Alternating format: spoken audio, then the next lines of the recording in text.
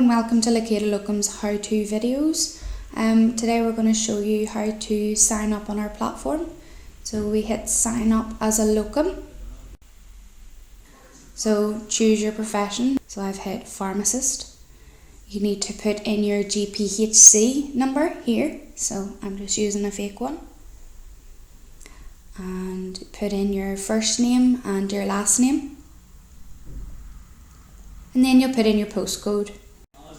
And then following this, you'll put in your phone number and your email address.